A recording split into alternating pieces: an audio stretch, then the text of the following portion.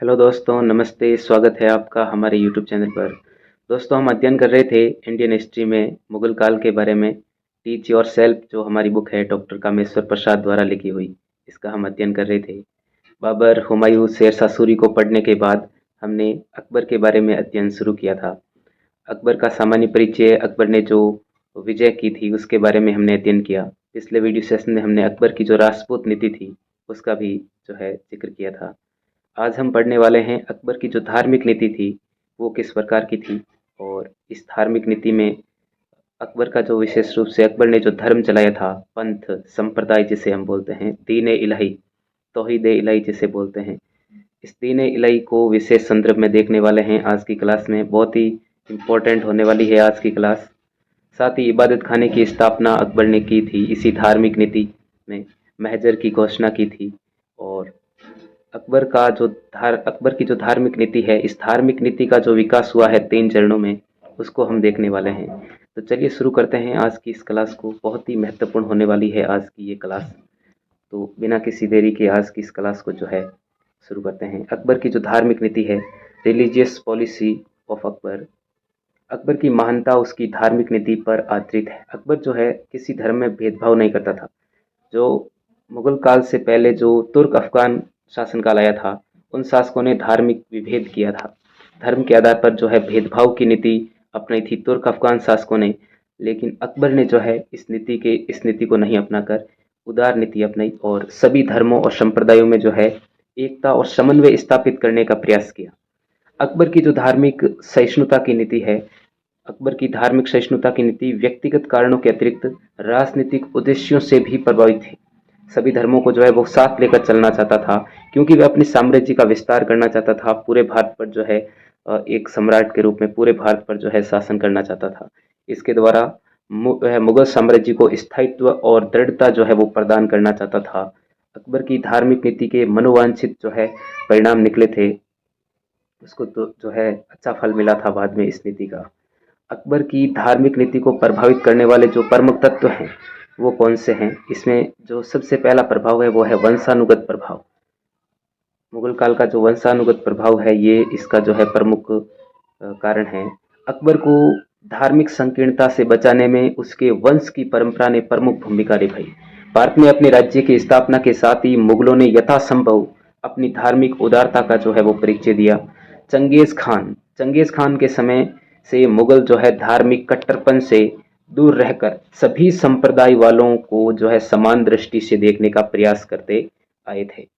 हिंदू बहुल जनसंख्या वाले भारत का शासक होते हुए भी बाबर और हुमायूं ने अपनी प्रजा में विभेद करने का प्रयास जो है वो नहीं किया। यानी भारत में जो है हिंदू जनसंख्या जो है ज़्यादा है और ये जो शासक हैं ये मुस्लिम हैं, फिर भी जो है इन्होंने सभी धर्मों के प्रति समानता की जो नीति है वो अपनाई। किसी प्रकार का जो है भेदभाव नहीं किया। इसी कारण तो ये भारत में टिक पाए। स्वयं सुन्नी मुसलमान होते हुए भी हुमायूं ने जो है सूफी मतावलंबी हमीदा बानो बेगम से विवाह किया। ये जो है बहुत ही महत्वपूर्ण उदाहरण है। सूफी मतावलंबी जो हमीदा बानो बेगम है उससे इस हुमायूं ने विवाह किया था। बाद में अकबर का जो जन्म है वो इसी से हुआ था और वो बाद में राजगद्दी पर भी बैठा। मुगलों पर सूफी दर्शन का भी प्रभाव था। इससे इनमें जो है धार्मिक उदारता आई। अकबर ने भी विरासत में अपने पूर्वजों की धार्मिक उदारता प्राप्त की एवं इसे और आगे बढ़ाया। वंश का प्रभाव है तो उसके साथ साथ शिक्षकों और संरक्षकों का भी प्रभाव है। इसके जो शिक्षक हैं अब्दुल लतीफ वगैरह, और इसके जो संरक्षक रहे हैं मुनीम खां हैं और बैरम खान, इसका भी जो है प्रभाव रहा था। अकबर की धार्मिक नीति को उदार बनाने में उसके शिक्षकों और संरक्षकों की भी महत्वपूर्ण भूमिका रही है। उसे शिया और सुन्नी दोनों धर्मावलंबी गुरुओं से शिक्षा प्राप्त करने का अवसर मिला। वजायद, मुनीम खां, मीर अब्दुल लतीफ जैसे उदार शिक्षकों का अकबर पर जो है गहरा प्रभाव पड़ा था। इसी प्रकार अकबर की जो माता है हमीदा बानो बेगम, बैरम जो है संरक्षक जो है बैरम खान और महामनगा के उदार विचारधारा से अकबर की मानसिकता भी उदार हो गई। उसमें धार्मिक संकीर्णता जो है प्रवेश नहीं कर सकी और सभी धर्मों के प्रति ये जो है उदार व्यवहार करने लग गया। तत्कालीन वातावरण का भी इस पर प्रभाव पड़ा। अकबर जिस वातावरण में पला और बढ़ा, जिन लोगों के संपर्क में आया, उससे धार्मिक चेतना और उदारता बढ़ी। उसकी जो है धार्मिक चेतना बढ़ी। बचपन से ही वह मुगलों, तुर्कों, अफगानों, ईरानियों और राजपूतों के प्रभाव में रहा। परिणाम स्वरूप वह सभी धार्मिक संप्रदायों के जो है संपर्क में आया और उसकी अच्छी बातों को समझने का उसे जो है अवसर मिला। उन सब की जो है अच्छी बातों को इसने ग्रहण किया, सबकी बातों को जो समझा। जितने भी आए मुगल हैं, अफगान, तुर्क, ईरानी और राजपूत, सबके सभी जो विभिन्न धर्मों के लोग हैं, विभिन्न संप्रदायों के लोग हैं, उनकी अच्छी अच्छी बातों को जो इसने ग्रहण किया। उन्मुक्त धार्मिक वातावरण का प्रभाव उसके जो है मस्तिष्क पर अच्छा पड़ा और उदार धार्मिक विचारों का वह जो है समर्थक बन बैठा। तभी तो उसने धार्मिक जो नीति अपनाई वो उदार धार्मिक नीति अपनाई थी। इतना ही नहीं, वह अनेक साधु संतों के प्रभाव में भी आया था। इससे उसमें धार्मिक उत्कंठा बढ़ी। वह धार्मिक मामलों में जो है गहरी अभिरुचि लेने रखने लगा। सत्य और ज्ञान की खोज की लालसा उसमें जग उठी। यानी अब उसे जानना था कि सत्य क्या है। सभी धर्मों का सार तो एक ही है। सभी धर्म के लोग जो है अलग अलग ईश्वर को मानते हैं, लेकिन सबका उद्देश्य क्या है? सभी धर्मों का सार तो एक ही है। इस उद्देश्य से मंदिरों, मस्जिदों, दरगाहों, मज़ारों में जाने लगा और सूफियों, संतों, योगियों, फ़कीरों आदि से जो है संपर्क बढ़ाने लगा कि सत्य आखिर है क्या। शेख सलीम चिश्ती, शेख मुबारक, अबुल फजल, फैजी, बीरबल इत्यादि के संपर्क ने उसे धार्मिक रूप से जो है उदार बना दिया था। वह हिंदू, मुस्लिम, सिख, ईसाई, पारसी सभी धर्मों के जो है संपर्क में आया था और उसने धार्मिक बातों जो है उनसे धार्मिक बातों की जानकारी जो है प्राप्त की थी। सभी धर्मों की जो धार्मिक बातें हैं वो इस अकबर ने जो है ग्रहण की। वह हिंदू धर्म गुरुओं, पुरुषोत्तम और देवी महत्वपूर्ण है। भाई कौन कौन से धर्म गुरु जो थे अलग अलग धर्म के, उनसे ये मिला, उनके जो है प्रभाव हुआ, उनके विचारों से ये प्रभावित हुआ। तो हिंदू धर्म जो गुरु हैं पुरुषोत्तम और देवी, इनके प्रभाव में था ये। जैन जो धर्मगुरु है हरि विजय सूरी और विजय सेन सूरी, इसके प्रभाव में था। पारसी धर्म के दस्तूर मेहर जी, सिखों के गुरु अमरदास, रामदास और अर्जुन देव के विचारों से अकबर जो है अत्यंत प्रभावित हुआ। ईसाई और जेसुइट मिशन जो भारत आए थे, मिशनों ने भी जो है उसकी धार्मिक विचारधारा को प्रभावित किया। जो ईसाई धर्म के जेसुइट मिशन आए थे उनके उनके विचारों से भी ये प्रभावित हुआ। राजपूतों से मैत्रीवत संबंध स्थापित करना भी उसके लिए लाभदायक सिद्ध हुआ। इसके विपरीत मुल्ला मौलवियों के आपसी संघर्ष और वैचारिक विभिन्नता ने अकबर को सर्वमान्य धार्मिक नीति अपनाने को जो है प्रेरित किया था। साथ ही भक्ति आंदोलन से भी अकबर ने जो है प्रेरणा ली थी। 16वीं शताब्दी में भारत में एक नई धार्मिक चेतना फैल रही थी। 13वीं शताब्दी तक आरंभ हुआ धार्मिक आंदोलन जो है 13वीं शताब्दी में ये आंदोलन जो है आरंभ हुआ था। इस समय तक अपने विकास की चरम सीमा पर था। अभी जो अकबर का शासनकाल है, इस समय ये जो भक्ति आंदोलन है ये अपनी चरम सीमा पर था। ये इसने जो है बहुत अच्छा विकास कर लिया था। कबीरदास जी है, नानक देव, चैतन्य महाप्रभु ने धार्मिक कट्टरता, अंधविश्वास पर आघात कर सभी धर्मों की एकता और मानव के प्रति प्रेम और साथ ही दया का जो उपदेश है वो दिया था। कबीरदास जी है, नानक है और चैतन्य ने। रूढ़ि और परंपरा का स्थान जो है सत्य, ज्ञान और भक्ति ने ले लिया था। सूरदास जी है, तुलसीदास जी, मीराबाई इत्यादि जो है वो भक्ति मार्ग पर बल दे रहे थे। सूफी संत भी प्रेम और भक्ति का पाठ पढ़ा रहे थे। इस उन्मुक्त धार्मिक वातावरण का प्रभाव पड़े बिना अकबर के जीवन पर जो है पड़े बिना नहीं रह सका। अकबर के जीवन पर जो है इन सब का जो है प्रभाव पड़ा था। धार्मिक मामलों में अकबर की व्यक्तिगत अभिरुचि भी थी। ये खुद जो है धार्मिक मामलों में इंटरेस्ट लेता था। डॉक्टर परमात्मा शरण इतिहासकार हैं, उन्होंने इस बारे में क्या कहा है कि अकबर की जो धर्म नीति है, अकबर की धर्म नीति उसके आत्मीय भावों, खुद के जो आत्मीय भाव हैं और विश्वासों से प्रस्फुटित हुई थी, न कि किसी निष्कृष्ट राजनीतिक युक्ति से।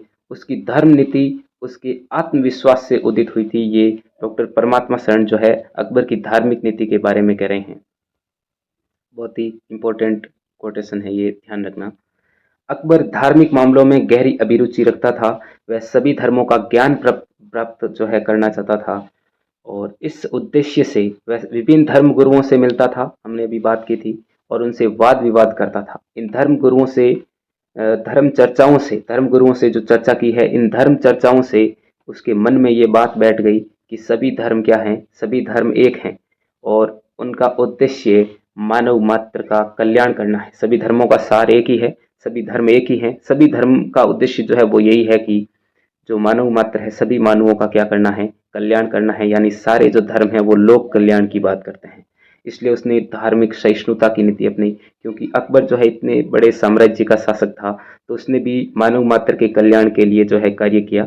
इस कारण उसकी जो धार्मिक नीति है वो उदार नीति है। धार्मिक सहिष्णुता की जो इसने है नीति अपनी थी, सभी धर्मों को सभी धर्मों का सम्मान करना, सभी धर्मों को साथ लेकर चलना, किसी धर्म के साथ जो है भेदभाव वगैरह नहीं करना। मुगल साम्राज्य के स्थायित्व के लिए उदारता आवश्यक, और ये जो धार्मिक उदार की नीति जो है, उदार धार्मिक नीति, ये मुगल साम्राज्य के स्थायित्व के लिए भी जरूरी थी। यदि मुगल साम्राज्य को यदि बहुत ज़्यादा समय तक यदि भारत में शासन करना है मुगलों को, तो ये नीति अपनानी ही पड़ेगी, नहीं तो क्या करेंगे, हिंदू लोग जो है विद्रोह कर देंगे, क्योंकि भारत में जो ज़्यादा जनसंख्या है वो मुस्लिमों की नहीं है, इस कारण मुस्लिमों को शासक भी नहीं बनने देंगे। इसी कारण अकबर ने जो है मुगल साम्राज्य के स्थायित्व के लिए ये उदार नीति अपनाई थी। यद्यपि कुछ विद्वानों ने यह प्रमाणित करने का प्रयास किया है कि अकबर की धार्मिक नीति पर राजनीति का कोई प्रभाव नहीं था। ज्यादातर इतिहासकार यही कहते हैं कि अकबर की जो धार्मिक नीति है उस पर कोई राजनीतिक प्रभाव नहीं है। तथापि ऐसा सोचना पूर्णतः सही नहीं है, कुछ तो राजनीतिक प्रभाव भी था, तभी इसने जो है धार्मिक उदार नीति अपनाई। हिंदू बहुसंख्यक जनता और अन्य धर्म वालों को अपने प्रभाव में लाने के लिए अकबर के लिए ये आवश्यक था कि वह सभी धर्मावलंबियों के साथ सम्मान और उदार नीति अपनाए। यदि सभी भारत में ज़्यादा समय तक टिकना है तो ये सभी धर्मों को जो है साथ लेकर चलना पड़ेगा, सभी धर्मों के कल्याण के कार्य करने पड़ेंगे सभी। तो इसी कारण अकबर ने जो है ये उदार नीति अपनाई थी। इस्लामी राज्य की स्थापना कर वह मुगलों की सत्ता को स्थायित्व प्रदान नहीं कर सकता था, परंतु अगर उसे सभी धर्मावलंबियों का समर्थन और सहयोग मिल जाता तो मुगल राज्य की जड़ें मजबूत हो जाती, और हुआ भी यही। उसने जो है सभी धर्मावलंबियों का जो है इसे समर्थन प्राप्त भी हुआ, सहयोग भी मिला सभी धर्मावलंबियों का, तो और मुगल राज्य की जड़ें जो है मजबूत भी हुई। और अंतिम जो शक्तिशाली शासक था औरंगजेब के समय तक तो ये बहुत ही प्रभावशाली रहा मुगल साम्राज्य। उसके बाद में धीरे धीरे जो है ये आपस में लड़ते रहे, उत्तराधिकार संघर्ष हुए इन मुगलों में। फिर भी 1857 की क्रांति तक जो है मुगलों ने ही भारत में राज किया था। वह साम्राज्य में बसने वाली सभी जो जातियां हैं, संप्रदाय हैं, उन सभी व्यक्तियों को एक सूत्र में बांधकर आपसी ईर्ष्या, द्वेष और घृणा को मिटाकर एकता, सद्भाव और परस्पर भाईचारे की भावना जो है विकसित करना चाहता था। अकबर की यह बहुत बड़ी राजनीतिक आवश्यकता भी थी। अतः इसे प्राप्त करने और साम्राज्य की जड़ें गहराई से जमाने के लिए अकबर ने उदार धार्मिक नीति अपनाई। चलिए देख लेते हैं अकबर की जो धार्मिक नीति है, ये धार्मिक नीति का जो विकास है वो 3 विभिन्न चरणों में पूरा हुआ था। 1556 से 75, 1575 से 82 और 1582 से 1605। सबसे पहला जो धार्मिक नीति का विकास का चरण है 1556 से 75, उसको देख लेते हैं। ये जो काल है ये अकबर के धार्मिक नीति के विकास का आरंभिक काल है। पहला जो काल है वो यही है। वह एक सच्चे सुन्नी मुसलमान के समान रहता था।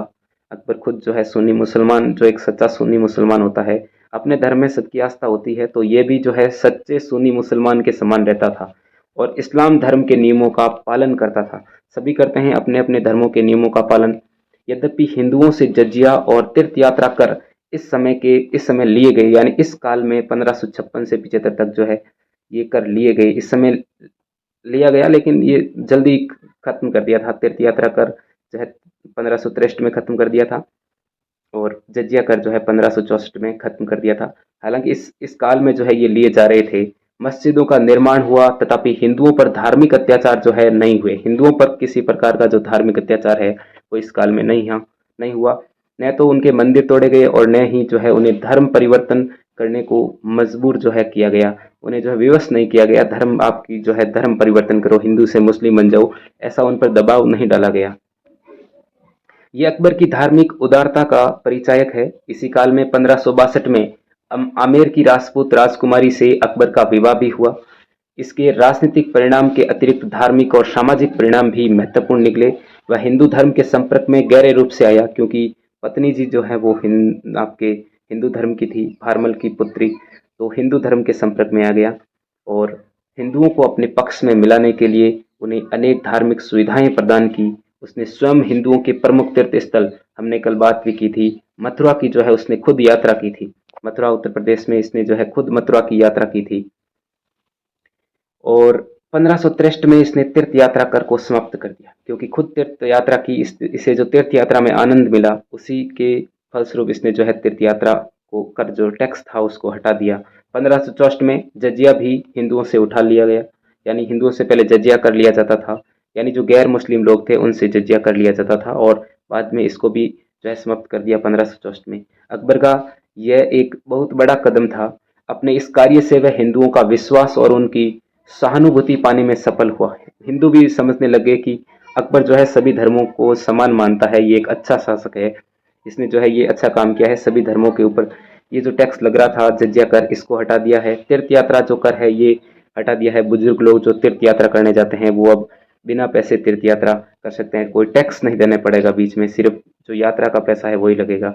अकबर ने अन्य महत्वपूर्ण कार्य भी किए, हिंदुओं को मंदिर बनवाने की अनुमति भी दी। ये इसकी धार्मिक उदारता की नीति देख लीजिए, इसने मंदिर बनवाने की अनुमति भी दी, हिंदुओं को कहा आप अब मंदिर बना सकते हो। अकबर ने स्वयं सिखों को, सिख धर्म के जो लोग हैं उनको अमृतसर में मंदिर बनवाने के लिए जमीन भी दी, देखो जमीन भी दी है अमृतसर में सिखों को मंदिर बनाने के लिए। और कांगड़ा में ज्वालामुखी के मंदिर को छत भेंट किया, छत्र जो होता है ऊपर छत्र, छत्र भेंट किया। जबरदस्ती हिंदुओं के धर्म परिवर्तन पर रोक लगा दिया गया और धर्म परिवर्तित लोगों को पुनः जो है कहा कि आप जो है वापस अपना पुराना धर्म जो है स्वीकार कर सकते हो।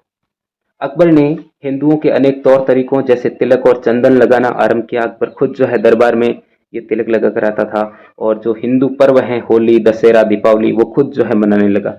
उसने संस्कृत भाषा को जो है प्रोत्साहन दिया और हिंदुओं के जो महत्वपूर्ण ग्रंथ थे रामायण और महाभारत, इनका फारसी भाषा में अनुवाद करवाया। हिंदुओं को भी महत्वपूर्ण प्रशासनिक पद और मनसब जो है दिए गए। हिंदू समाज में व्याप्त अनेक जो कुप्रथाएं थी, सती प्रथा, बाल विवाह, इसको रोकने का इसने प्रयास किया। अन्य धर्मों के प्रति भी इसने उदार नीति अपनाई। इस प्रकार अकबर ने सुलह कुल की नीति अपनाकर सभी धर्म वालों को प्रेम और सद्भावनापूर्ण वातावरण में रहने का जो है अवसर प्रदान किया था। दूसरा जो काल है 1575 से 82, धार्मिक नीति के विकास का जो चरण है 1575 से 82। अकबर की धार्मिक नीति के विकास में यह काल जो है सर्वाधिक महत्वपूर्ण है। इसी काल में जो है इबादत खाना की स्थापना हुई, महजर की घोषणा हुई और दीन इलाही, जिसे हम तौहीद इलाही भी कहते हैं, इस संप्रदाय पंथ की जो है स्थापना हुई। चलिए देख लेते हैं तीनों के बारे में विस्तृत रूप से। अकबर की जिज्ञासु प्रवृत्ति और विभिन्न धार्मिक नेताओं से मेल मिलाप ने उसमें धार्मिक मामलों में गहरी अभिरुचि जगा दी। वह सभी धर्मों का सार जानने को उत्सुक हो उठा, लेकिन विभिन्न संप्रदायों में विभेद को देखते हुए उसने सभी धर्म वालों को एक स्थान पर इकट्ठा कर धार्मिक विषयों पर वाद विवाद करने की योजना बनाई। इस उद्देश्य की पूर्ति के लिए उसने 1573 में फतेहपुर सीकरी में इबादत खाना यानी प्रार्थना भवन, सभी धर्मों को एक करने के लिए, सभी धर्मों का जो वाद विवाद है वो एक साथ करने के लिए, सभी धर्म वालों को जो है इकट्ठा करने के लिए उसने ये प्रार्थना भवन जो है, इबादत खाना जो है ये बनवाने की आज्ञा दी। फतेहपुर सीकरी उत्तर प्रदेश में 1573 में ये बनवाने की आज्ञा दी थी और 1575 2 साल बाद में जो है ये भवन बनकर तैयार भी हो गया था इबादत खाना। यह एक विशाल सभा भवन था ताकि सभी जो धर्म के लोग हैं वो आपस में बैठकर सभा कर सके, वाद विवाद वगैरह कर सके। कक्ष के चारों ओर विभिन्न धर्मावलंबी बैठते थे। जो ये कक्ष था सभा भवन, इसमें विभिन्न धर्मों के जो लोग हैं वो बैठते थे। सम्राट स्वयं अकबर जो खुद है वो बीच में एक ऊंचे आसन पर बैठकर वाद विवाद को ध्यानपूर्वक सुनता और उन पर अपनी राय देता। आरंभ में इबादत खाना सिर्फ सुन्नी मुसलमानों को ही आमंत्रित किया गया। आरंभ में जो है इसमें सभी धर्मों को नहीं बुलाया गया, सिर्फ सुन्नी मुसलमान के जो बड़े बड़े विद्वान थे उनको ही बुलाया गया। परंतु उन सुन्नी मुसलमानों में क्या हुआ, आपसी मतभेद, संघर्ष और विद्वेष को देखते हुए अकबर ने अन्य धर्म वालों को भी इबादत खाने में आमंत्रित किया। बाद में सभी धर्मों को बुलाया, सभी धर्म के जो विद्वान थे उनको बुलाया। फलतः ब्राह्मण, जैन, बौद्ध, ईसाई, पारसी सभी जो है इस इबादत खाने में आए। अब अधिक विस्तृत रूप से धर्म पर चर्चा होने लगी क्योंकि अब सारे धर्म के विद्वान जो है आ चुके हैं, तो धर्म पर बहुत ज़्यादा विस्तृत रूप से अब चर्चा होने लगी। इन वाद विवादों से भी अकबर की धार्मिक उत्कंठा जो है वो शांत नहीं हो सकी। वह इतना ही समझ सका कि सभी धर्मों का सार जो है वो एक है, उनमें सिर्फ अंतर जो है वो क्या है, बाहरी अंतर है, बाकी धर्म का जो सार है, सभी धर्मों का सार वो एक ही है। वाद विवादों के दौरान ही मुल्ला मौलवियों के आपसी झगड़े को देखकर, जिसमें अकबर को हमेशा हस्तक्षेप करना पड़ता था, सम्राट ने एक अन्य महत्वपूर्ण कदम उठाया। 1589 में इबादत खाना बंद कर दिया गया और महजर की घोषणा की गई। यानी ये मुल्ला मौलवी जो थे मुस्लिम, ये आपस में ही लड़ते रहते थे, आपस में ये जो है वाद विवाद तीखी नोक झोंक हो जाती थी और इनके झगड़ों को जो है रोकने के लिए अकबर खुद जो है हस्तक्षेप करता था। तो इसी के लिए जो है अकबर ने कहा कि अब ज़्यादा झगड़े हो रहे हैं, धर्मों का सार इसने जान लिया है कि एक ही है। तो 89 में जो है अकबर ने खुद जो है इबादत खाने को बंद करवा दिया था कि अब ज़्यादा झगड़ा हो जाएगा, तो झगड़ा होने की वजह से ये बंद कर दिया था। बाद में अकबर ने घोषणा की थी महजर की घोषणा। देख लेते हैं ये महजर की घोषणा क्या है। जून 1589 में अकबर ने फैजी ने सुझाव दिया था। जून 1589 में अकबर ने जो है इस सुझाव पर इमाम का पद ग्रहण किया और अपने नाम से खुतबा पढ़ा। अकबर को यह कदम बाध्य होकर उठाना पड़ा। सितंबर 1589 में एक लिखित घोषणा पत्र द्वारा राज्य की समस्त प्रजा को सूचित किया गया कि इस्लाम धर्म की व्याख्या और मुला मौलवियों के धार्मिक मतभेदों में सम्राट का निर्णय ही निर्णायक होगा। यानी ये जो इमाम का पद है वो यही है कि सभी जो धर्म के लोग हैं, इस्लाम धर्म की जो व्याख्या है और उन मुला मौलवी जो धार्मिक मतभेद है मुला मौलवियों के, इनका जो निर्णय है वो कौन करेगा? सम्राट खुद करेगा, यानी अकबर खुद करेगा। यही है इमाम का पद, यानी अकबर खुद जो है धार्मिक मामलों में अब जो है निर्णय कौन लेगा? अकबर लेगा। इस प्रकार अकबर राजनीतिक मामलों के अतिरिक्त अब जो है धार्मिक मामलों का भी क्या हो गया? सर्वोच्च हो गया। अभी राजा तो वो था ही, राजनीतिक मामलों का प्रधान तो वो था ही, अब धार्मिक मामलों का भी प्रधान जो है सर्वोच्च अधिकारी है ये अकबर बन चुका है। प्रधान, सदर और उलेमा के अधिकार अब किसके हाथ में आ गए? तो धार्मिक मामलों के सारे अधिकार हैं, सदर के अधिकार हो चाहे उलेमा के, सारे अधिकार किसके हाथों में आ गए हैं? अकबर के हाथों में आ गए हैं। यही घोषणा जो है क्या कहलाई थी? यही घोषणा कहलाई थी महजर। महजर के नाम से जानी जाती है ये घोषणा, जो अकबर ने घोषणा की थी कि अब सभी धर्मों में जो भी विवाद वगैरह होगा उसका निर्णय कौन करेगा? स्वयं सम्राट करेगा, यानी अकबर करेगा। इस महजर का जो प्रारूप है वो किसने तैयार किया था? शेख मुबारक ने किया था। हालांकि सुझाव फैजी ने दिया था और इस पर प्रमुख मुसलमान धार्मिक अधिकारियों ने हस्ताक्षर किए। इस महजर के औचित्य पर अनेक विद्वानों ने जो है विभिन्न मत व्यक्त किए हैं। तत्कालीन इतिहासकार बदायूनी अकबर के इस कार्य की तीखी आलोचना करते हैं, परंतु अबुल फजल इसकी सराहना करते हैं और वी स्मिथ इसे अधिकार पत्र बताते हैं जिसके द्वारा अकबर को धार्मिक मामलों में असीमित अधिकार प्राप्त हो गया। स्मिथ जो है वो कहते हैं कि ये अकबर का क्या है? अधिकार पत्र है। इस अधिकार पत्र से अकबर को जो है धार्मिक मामलों में बहुत सारे अधिकार मिल गए हैं, असीमित अधिकार मिल गए हैं, इसका कोई पार ही नहीं है। वास्तविकता यह थी कि अकबर ने महजर द्वारा कट्टरपंथी मुसलमान धार्मिक नेताओं पर नियंत्रण जो है वो स्थापित कर लिया और राज्य की सभी जनता के साथ सम्मान व्यवहार करने का अवसर प्राप्त हो गया अकबर को। घोषणा पत्र द्वारा अकबर जो है इमाम आदिल बन गया, लेकिन उसने इस पद का दुरुपयोग नहीं किया, यानी धर्म का जो प्रमुख नेता बन गया है, लेकिन इसने इस पद का जो है क्या किया? पद का दुरुपयोग नहीं किया। अकबर ने किसी राज्य में उच्चतम न्यायाधीश को प्रदत्त अधिकार से अधिक लेने की चेष्टा नहीं की। किसी राज्य में जो उच्चतम न्यायाधीश है उस जज को जितना अधिकार प्राप्त है उससे अधिक जो है अधिकार लेने की चेष्टा नहीं की थी। महजर ने अकबर की शक्ति और प्रतिष्ठा में वृद्धि की। महजर जो घोषणा है, इस घोषणा ने अकबर की जो शक्ति है, साथ ही जो उसकी इज्जत है, प्रतिष्ठा, उसमें वृद्धि की और उलेमा के अधिकारों पर कठोर आघात किया। जो पहले धार्मिक मामलों के प्रधान हुआ करते थे उलेमा, उन उलेमाओं के धार्मिक जो उनके जो अधिकार थे उन पर कठोर जो है आघात किया। अब उनके अधिकार जो है सीमित हो गए। चलिए देख लेते हैं अकबर का जो ये प्रमुख धार्मिक संप्रदाय जो है दीन इलाही, इसको देख लेते हैं, इसका क्या महत्व रहा और लोगों की क्या टिप्पणियां रही इस पर, किस किस ने आलोचना की, इसको देख लेते हैं। धार्मिक क्षेत्र में अकबर का सबसे महत्वपूर्ण और विवादास्पद कार्य यह था तौहीद इलाही अथवा दीन इलाही की स्थापना। इबादत खाना बंद करवाने और महजर की घोषणा के पश्चात भी अकबर धार्मिक मामलों में रुचि लेता रहा। यानी इबादत खाना शुरू किया था तो उसमें धार्मिक मामलों की चर्चा होती थी। महजर की घोषणा की तो उसमें भी वो धार्मिक मामलों का प्रधान बन चुका था। अब इनके बाद भी अकबर धार्मिक मामलों में और ज़्यादा जो है रुचि लेने लगा। तो दो तो हमने पढ़ ही लिए थे, धार्मिक मामलों से संबंधित इबादत खाना और महजर। अब इसके बाद में अकबर जो स्थापना करेगा, नए पंथ की स्थापना करेगा, दीन इलाही धर्म की स्थापना करेगा, इसको देख लेते हैं।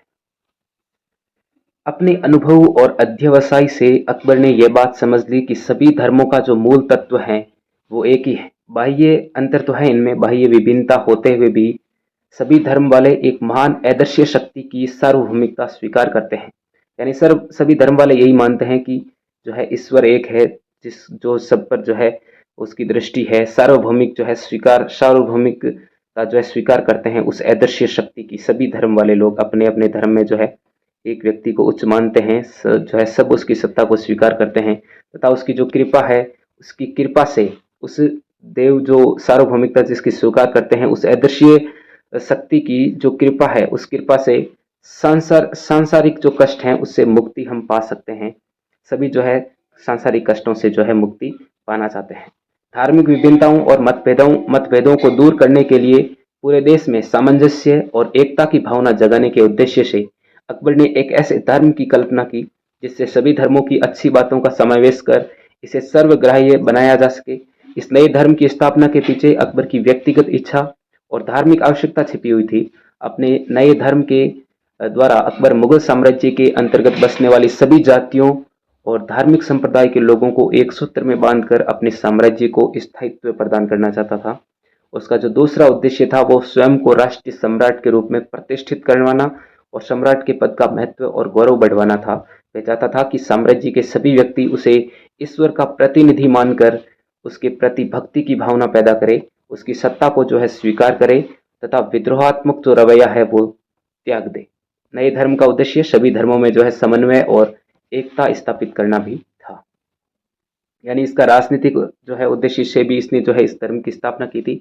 साथ ही सभी धर्मों में जो है समन्वय और एकता स्थापित करना, क्योंकि इस दीन इलाही में क्या है, सभी धर्मों का जो है सार जो है इसमें डाल रखा है। सभी धर्मों का सार जो है दीन इलाही में है। तो सभी धर्म जो भारत में विभिन्न जातियां रह रही है वो सभी जो है इसको स्वीकार करेगी। और अकबर का यही मानना था कि जो सारे लोग हैं वो अकबर को क्या माने, सर्वोच्च शक्ति माने। अकबर जो है सभी का क्या हो जाए, प्रमुख हो जाए, राजनीतिक रूप से भी और धार्मिक रूप से भी। 1582 में अकबर ने धार्मिक नेताओं, महत्वपूर्ण सरदारों और अन्य गणमान्य व्यक्तियों की एक सभा बुलाई और उन सभी से अनुरोध किया कि वे कोई ऐसा मार्ग निकाले जिससे सांप्रदायिक भेदभाव भूलकर सभी व्यक्ति शाश्वत धर्म के सार्वभौम सर्वमान्य आचरण युक्त सिद्धांतों के अनुयायी बन सके।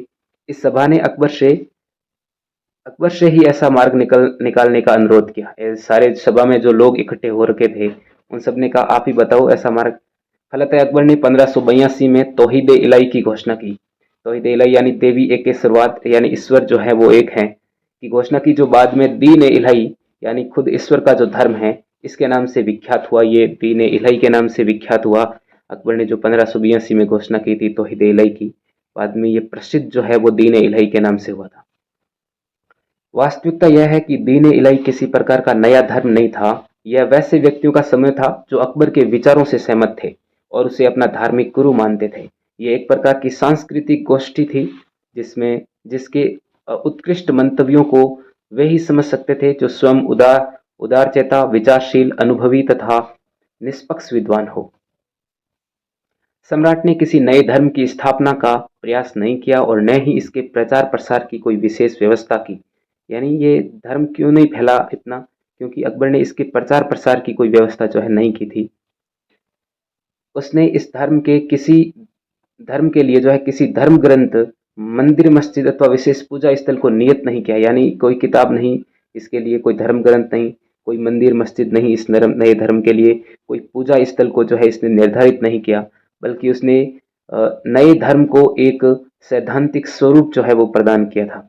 सुलह कुल की नीति को ध्यान में रखते हुए उसने सभी धर्मों की अच्छी बातों का समावेश अपने जो है धार्मिक दर्शन में किया। सभी धर्मों की जो अच्छी अच्छी बातें थी उन अच्छी अच्छी बातों को इस दीन इलाही धर्म में जो है स्थान दिया। दीन इलाही का स्वरूप देख लेते हैं। अकबर के धर्म का पालन करने वालों के लिए निश्चित नियमों का पालन करना जो है आवश्यक था। यानी इस धर्म को कौन कौन पालन करेगा, इस धर्म का सभी को इस धर्म के निश्चित नियमों का पालन करने पड़ेगा जो भी इस धर्म को ग्रहण करेगा। इसमें गुरु को सर्वोच्च स्थान जो है प्रदान किया गया था। इस दीन इलाही में गुरु का जो है सर्वोच्च स्थान है। मोहसिन फानी विरचित ग्रंथ, इसका ग्रंथ है मोहसिन फानी का दबिस्तान मजाहिब में इस धर्म के पालन करने वालों को निश्चित आचरणों का जो है उल्लेख किया गया है। इस धर्म को जो भी पालन करेंगे उसके लिए निश्चित आचरण जो है, नियम है वो होंगे। उन्हें मानना पड़ता था कि ईश्वर एक है। यानी इस धर्म के लोगों को ये मानना होता था कि ईश्वर एक है और उस ईश्वर का जो प्रतिनिधि है वो कौन है, अकबर खुद है। प्रत्येक रविवार को अकबर अपने शिष्यों को दीक्षा देकर इस धर्म में प्रविष्ट करवाता था। वार भी जो है फिक्स कर दिया कि रविवार को जो है इस धर्म में प्रवेश करने वालों को अकबर जो है दीक्षा देगा, दीक्षित करेगा सबको। शिष्य को गुरु के सामने सिजदा करना पड़ता था, सिजदा जो है झुककर सलाम करना पड़ता था। शिष्य यानी जो भी इस धर्म को ग्रहण करेगा, गुरु कौन होगा इसमें? अकबर ही होगा खुद। अकबर जो है उसे सम्मानित करते हुए उसके सिर पर पगड़ी रखता है, अपने शिष्य के सिर पर, और उसे अपना एक शस्त्र देता है, और उस जिस शस्त्र पर क्या लिखा होता है? अल्लाह अकबर, यानी ईश्वर का, ईश्वर जो है सबसे महान है। ईश्वर कौन है? अकबर है, गुरु ईश्वर सब कौन है? हाँ, ईश्वर ही सबसे जो है महान है। ये खुदा रहता था उस शिष्ट पर, स्लेट शिष्ट पर जो है खुदा रहता था। इस धर्म के अनुयायी अभिवादन और प्रति अभिवादन के लिए क्रमशः अल्लाह अकबर जल्ला जलालहू का नारा लगाते थे। यानी अकबर ये शिष्ट देता था जिस पर लिखा होता था अल्लाह अकबर, यानी अभिवादन के लिए अकबर कहता था अल्लाह अकबर, और उसका शिष्य जो है वो पीछे जवाब देता था जल्ला जलालहू। ये दो नारे लगाते थे। दीन इलाही को मानने वालों के लिए अपने मूल धर्म के परित्याग की आवश्यकता नहीं थी। इतिहास यानी अपने मूल धर्म को त्यागने की जरूरत नहीं है। इतिहासकार बदायूनी का कहना है कि जो मुसलमान इस धर्म को स्वीकार करते थे उन्हें इस्लाम धर्म त्यागना पड़ता था, लेकिन बदायूनी कुछ अलग ही कहता है। बदायूनी कह रहा है कि जो भी इस धर्म को स्वीकार करेगा, जो भी मुसलमान इस धर्म को स्वीकार करेगा, उसे मुसलमान जो धर्म है वो त्यागना पड़ेगा। परंतु बदायूनी का ये कथन बेबुनियाद है, क्योंकि इसमें क्या बात है कि धर्म को जो भी इसको ग्रहण करेगा, अपने जो मूल उसका धर्म है उसको त्यागने की जरूरत नहीं है। अकबर के प्रति व्यक्तिगत द्वेष की भावना के वशीभूत होकर ही उसने जो है ऐसा कहा था। नए धर्म के सदस्यों के लिए निरामिष होना आवश्यक था। उन्हें अपने जन्म पर जो है दावत देनी पड़ती थी। जन्म पर क्या देनी पड़ती थी? दावत। सम्राट के प्रति श्रद्धा और भक्ति और अग्नि और सूर्य की उपासना आवश्यक थी। शुद्ध और सात्विक आचरण पर बल दिया। निम्न श्रेणी के व्यक्तियों, विशेषकर वैसे लोग जिनकी जीविका का साधन हिंसा था, जैसे कसई, मछुआरे, शिकारी, चिड़ीमार, उनके साथ खान पान और संसर्ग, खान पान भी नहीं रख सकते, साथ ही संसर्ग जो है ये भी नहीं कर सकते, इन पर प्रतिबंध था। सदस्यों से अपेक्षित था कि वे सबके प्रति दया और प्रेम का भाव दर्शाएंगे। दान देने पर विशेष बल दिया गया। सदस्यों को अपनी मृत्यु का जो भोज है वो भी अपने जीवन काल में ही देना पड़ता था, यानी मरने से पहले ही इस धर्म को मानने वालों को जो है मरने से पहले ही अपने जीवन का जो अंतिम भोज है जीवन में ही देना पड़ता था, अंतिम भोज। सदस्यों को नाबालिग और वृद्धाओं के साथ संभोग और विवाह की जो है वो अनुमति नहीं थी। सदस्यों को जो है नाबालिग के साथ विवाह नहीं कर सकते, साथ ही वृद्धाओं के साथ जो है इनके साथ संभोग और विवाह दोनों ही नहीं कर सकते थे। रजस्वला और गर्भवती स्त्रियों के साथ शारीरिक संबंध भी स्थापित करने पर भी इनको जो है पाबंदी थी। संक्षेप में इस धर्म के अनुयायियों से ये अपेक्षित था कि वे सम्राट के प्रति अपना सर्वस्व अर्पण करने को तैयार रहें। दान, दया और सात्विक जीवन और नैतिक आचरण पर जो है पर्याप्त बल दें। इसके अतिरिक्त उन पर अन्य किसी प्रकार का प्रतिबंध जो है वो नहीं था। दीन इलाही को स्वीकार करने वालों की 4 विभिन्न श्रेणियां थी। पहली श्रेणी में वैसे सदस्य थे जो हमेशा जो है सम्राट के लिए अपनी संपत्ति समर्पित करने को तैयार रहते थे। यानी पहली श्रेणी में कौन आ गए? जो अकबर कहे कि इतनी संपत्ति देनी है तो ये सारी संपत्ति दान जो है करने को तैयार हो जाते थे। दूसरी श्रेणी के सदस्य संपत्ति के अतिरिक्त सम्राट के लिए अपना जीवन अर्पण करने को भी तैयार रहते थे, यानी ये अपनी जीवन भी दे देते थे अकबर को। तीसरी श्रेणी के जो सदस्य हैं वो वैश्य सदस्यों की थी। तीसरी श्रेणी जो धन और जीवन के साथ साथ सम्राट के लिए अपनी संतान को भी जो है निछावर कर सकते थे। और अंतिम जो चौथी श्रेणी है उसके सदस्य सब कुछ जो है सम्राट के लिए अर्पण करने को तैयार रहते थे। दीन इलाही का प्रसार देख लेते हैं, किस प्रकार इसका प्रचार प्रसार हुआ या हुआ ही नहीं, किस किसने इस धर्म को ग्रहण किया, इसके बारे में देख लेते हैं। कितने व्यक्ति थे जिन्होंने इस दीन इलाही धर्म को जो है ग्रहण किया था। अकबर का यह नया धर्म अधिक व्यापक नहीं हो सका। अकबर के जीवन काल में भी इसके सदस्यों की संख्या जो है अत्यंत ही सीमित थी। न तो यह हिंदुओं में व्यापक हो सका और न ही मुसलमानों में। राज्य के 22 महत्वपूर्ण व्यक्तियों ने ही इसे स्वीकारा था, यानी इनके धर्म को मानने वाले जो हैं 22 हैं लोग। डॉक्टर कामेश्वर प्रसाद की जो बुक है इसमें 22 महत्वपूर्ण व्यक्तियों के बारे में जिक्र है। ब्लॉकमैन के अनुसार इसे मानने वालों की संख्या 18 से अधिक नहीं थी। 18 से अधिक नहीं थी, ब्लॉकमैन ने कहा है, हेनरी ब्लॉकमैन, जिसने जो है आपके अबुल फजल की जो आईने अकबरी है, आईने अकबरी का जो है इंग्लिश अनुवाद किया था, अंग्रेजी अनुवाद इसी ने किया था, ब्लॉकमैन ने, हेनरी ब्लॉकमैन। इसने इसमें बीरबल भी जो है एकमात्र हिंदू था जिसने इस धर्म को स्वीकारा था। यानी दीन इलाही धर्म को स्वीकार करने वाला एकमात्र हिंदू व्यक्ति कौन था? बीरबल। कट्टर मुसलमानों ने अकबर द्वारा इस्लाम धर्म और इस्लामी प्रथाओं पर किए गए आघातों से क्रुद्ध होकर इसे ठुकरा दिया। यानी ये जो धर्म है ये लोकप्रिय क्यों नहीं हुआ, 22 लोगों तक ही सीमित क्यों रह गया? तो इसके कई कारण थे लोकप्रिय नहीं होने के। सर्वप्रथम अकबर अथवा राज्य की ओर से किसी भी व्यक्ति पर इस धर्म को स्वीकार करने के लिए न तो दबाव डाला गया और न ही जो है प्रोत्साहित किया गया। यानी उसे नहीं तो मोटिवेशन दिया गया और न ही उन पर जो है दबाव डाला गया। तो बिना दबाव और प्रोत्साहन के कोई भी इस धर्म को ग्रहण नहीं करेगा। अकबर चाहता था कि लोग जो है स्वेच्छा से ही इसे स्वीकार करें, परंतु मध्यकालीन जनता ने अकबर के उच्च आदर्शों को समझा ही नहीं। फलतः मिस्री सम्राट अकनाटन यानी अमेनहोटेप चतुर्थ की तरह अकबर का जो धार्मिक और दार्शनिक प्रयास है वो विफल हो गया था। मिस्र के जो शासक थे उसकी बात कर रहे हैं, मिस्री शासक यानी मिस्र के शासक, मिस्र देश। जनसाधारण जो है इसकी ओर आकृष्ट नहीं हो उसका। अब अकबर के इर्द गिर्द सम्मानित लोगों तक ही जो है ये सिमट कर रह गया था। यानी जो सम्मानित लोग थे अकबर के दरबार के, उन लोगों ने ही इसको स्वीकारा था और किसी लोगों ने नहीं स्वीकारा था। अकबर की मृत्यु के साथ ही दीन इलाही भी जो है समाप्त हो गया था। इस धर्म का महत्व क्या है देख लेते हैं। दीन इलाही की अनेक विद्वानों ने तीखी आलोचना भी की है, लोगों ने इसकी बुराई की है। अनेक विद्वानों ने इसे एक नया धर्म अथवा मजहब माना है कि ये तो एक नया धर्म है, और अकबर की इसके लिए आलोचना की है। सर बुल्जले हैग क्या कहते हैं कि अपने परामर्शदाताओं की सहायता लेकर अकबर ने ऐसे धार्मिक संप्रदाय का प्रचार किया क्योंकि उसके थोथे घमंड ने उसे ऐसा करने के लिए विवश किया था। दीन इलाही वास्तव में एक लज्जाजनक असफलता रही और वह हिंदू, मुसलमान, ईसाई किसी को भी अच्छी जो है नहीं लगी। ये बुल्जले हैग का कोटेशन है। इतिहासकार वीए स्मिथ दीन इलाही को अकबर की मूर्खता का प्रतीक मानते हैं, बहुत ही इंपॉर्टेंट। उसके अनुसार ये उसके हास्यास्पद दंभ और अनियंत्रित अधिनायक तंत्र के दानवीय विकास का फल था। वीए स्मिथ। दीन इलाही की ये आलोचनाएं सही नहीं है। अकबर इसके द्वारा जो है धार्मिक सत्ता प्राप्त करना नहीं चाहता था। उसका उद्देश्य सभी वर्गों में और धर्मों में एकता और सामंजस्य की स्थापना करना था। दीन इलाही के द्वारा अकबर राष्ट्रीयता और धार्मिक सहिष्णुता की भावना का विकास करने में सफल हो सका।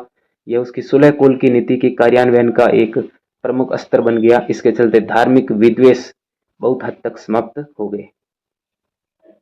तीसरा जो काल है इस अकबर की धार्मिक नीति के विकास का चरण 1582 से 1605, इस अवधि के दौरान क्या हुआ देख लेते हैं। इस अवधि के दौरान अकबर ने हिंदुओं और मुसलमानों में प्रचलित अनेक कुप्रथाओं को दूर करने का प्रयास किया। बाल विवाह है, सती प्रथा को बंद करने और विधवा विवाह को प्रोत्साहित करने का प्रयास किया गया।